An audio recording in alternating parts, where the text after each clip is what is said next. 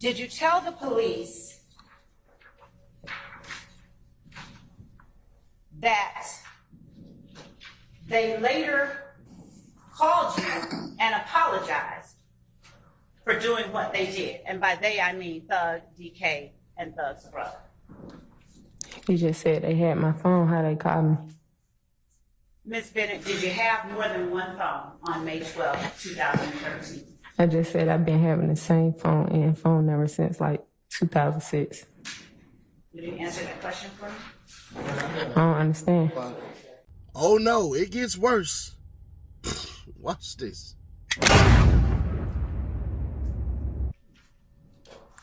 You had to ask me like that about my mother? Ma'am.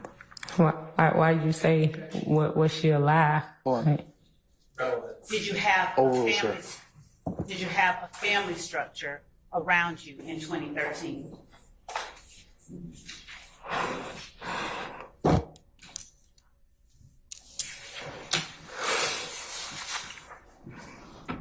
Ms. Bennett, Your Honor, could we?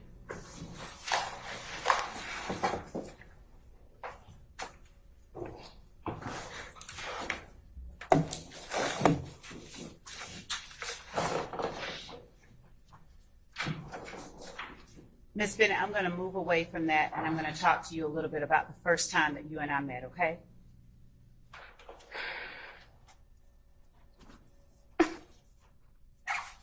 Do you need a moment? Miss Bennett, just let us know when you're ready, okay? I'm ready, but did she really have to do that, like, for real?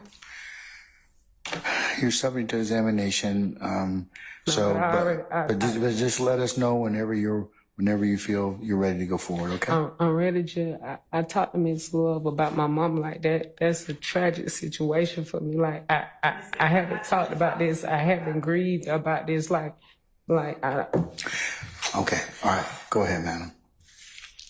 Ms. Bennett, I'm going to wait until you tell me that you're ready to continue. Go ahead, madam. Ms. Bennett, I'm going to wait until you tell me that you're ready to continue. Come on, Ms. Love. And I apologize for bringing that. You ain't even got to apologize. I know you did it on purpose. It's all good. Hold on 1 second, Miss Love. I'm just 1 second.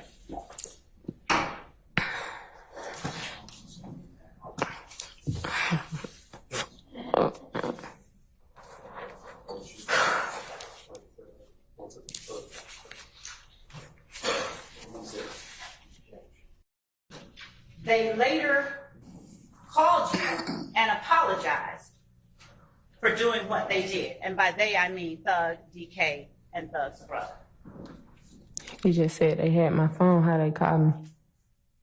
Ms. Bennett, did you have more than one phone on May 12, 2013? I just said I've been having the same phone and phone number since like 2006. Did you answer that question for me? I don't understand. A Metro PCS cell phone. I still have it. And well, y'all have it now. What does that Metro PCS cell phone look like? It's an iPhone. It's an iPhone? Yeah, ma'am. What iPhone? What type? Apple. iPhone 1, 2, 3, 4, 5. Which one? What I got? Probably 13, 14, something like that. And is it your testimony that you had an iPhone 13 in 2013? Did I have an iPhone 13 in 2013? My iPhone 13 was not in 2013. Okay. So is it fair to say then that that cell phone, that Boost mobile cell phone that you had in 2013 is not the same one that you currently have today? I didn't have Boost. Then you just said I had Metro. I've been with Metro since like 2005, 6 or something, and I've been having the same phone number. But you didn't have the same phone, did you, in 2013 that you have today? I'll stand. Every year, iPhone drop. Hold on, Ms. Penn. All right, I'm going to stand the objection. You can rephrase. Thank you, Judge.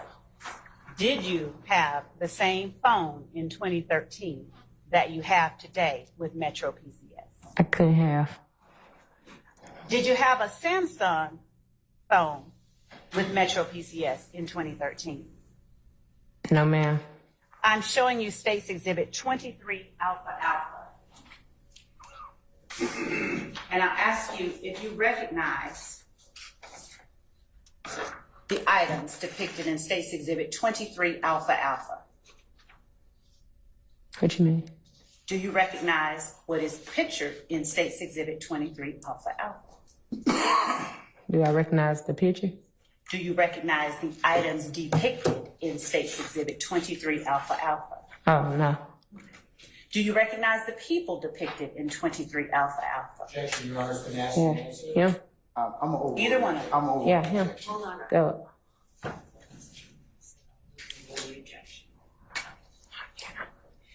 And you're pointing to someone. You recognize one of the people in 23 Alpha Alpha? you just asked Hold me. on, Ms. Bennett. Let me rule upon the objection. I sustain this to form. You can just rephrase, madam. Yes, Your Honor. Do you recognize at least one of the people in State's Exhibit 23 Alpha Alpha? Yes. Which one? The, Who? the, Okay. You never reported that thug kicked in your door on Mother's Day. no, I never reported he kicked in my door. You said I reported that I opened my door. I can't open it in, he kick it. And it don't make sense. And that's why I said, is it fair? Yeah. To say that you never reported that he kicked in your door? No. And is it fair to say that you never reported that you were shot on May 12, 2013? I never been shot. Unless y'all know something I don't know, because I ain't never been shot.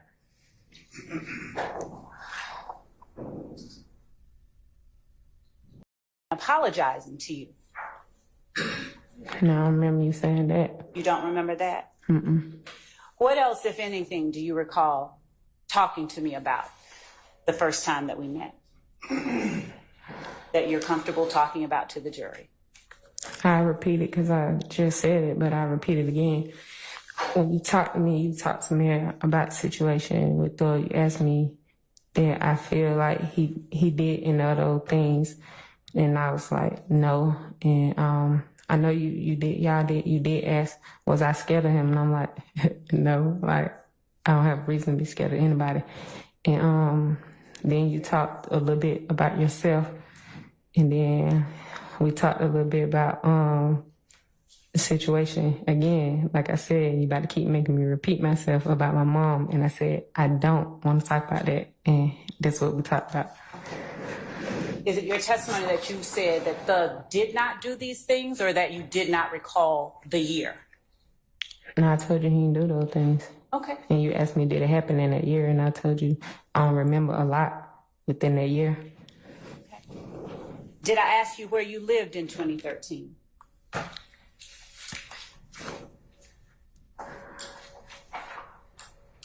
I think you did. Did you tell me you couldn't remember? No, I told you where I lived at. Now, I don't know if Miss Love is the most tone-deaf woman on earth. I'm not going to get on here and disrespect her because I really wanted to. But since she's a supporter of the channel, I'm not going to do that. I want you to remain a visionary. This is what I would say to you, Miss Love, if I was right in front of your face. Do you understand what you're doing? Okay. So her main objective, from what I took from yesterday, and y'all can agree or disagree, her main objective was to paint the illustration that Brian Steele is dirty. She asked the simple questions of, did you meet with Brian Steele? Do they have recordings with her and all this stuff and everything like that? Now, to be fair to Miss Love, you have every right to believe he's dirty. But the problem that I'm having is the response from Brian Steele. Listen, sir, you can have all the decorum that you want to, and you can be so prestigious and pristine and quaint in which ways you operate in the old school ways and stuff like that. This ain't the day and age of that. Let me help you out. Be still. That's what I got to call you now. I got to give you some hood to you. I got to put some goddamn paprika on all that goddamn blandness. You got to stop playing nice. I'm sorry. When you seen Adams get on that stage, that man was bow, bow, bow, bow. Yeah, that's how he was coming at it. Knocking out the points quick, fast, and in a hurry. Why does this work? Let's think about it. Sit back. Do not subscribe or hit the like button just yet. Let me earn it with this goddamn normalization of people, meaning me or you, the visionaries, right? Check it out.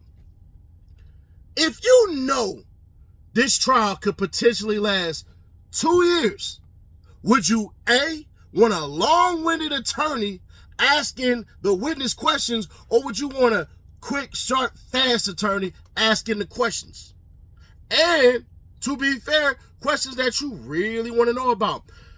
Miss Love butchered the hell out of yesterday to the point where I don't believe she understands what the hell happened. You basically dragged a mother of two with a dead mother in front of the courtroom. And when the judge talked about it at the very end, she said, I would have came up. It's just nobody was willing to work with me, which essentially means if you don't come when I tell you, I'm going to make your life difficult, because no matter what you are doing, we're going to disrupt your life. Can I ask you a simple question? Isn't that something that everybody can agree that they would hate about the government, aka the thing that came out? When y'all got told you couldn't go to your favorite restaurant, you couldn't go to the store, hell, you couldn't go outside. Nobody likes the government interfering with anything. And so many people can relate to a single mother of two basically getting thrown in jail for not wanting to tell. And then you got treated so dumb by this witness. You literally asked the question, so, when you got shot, she was like, I never been shot.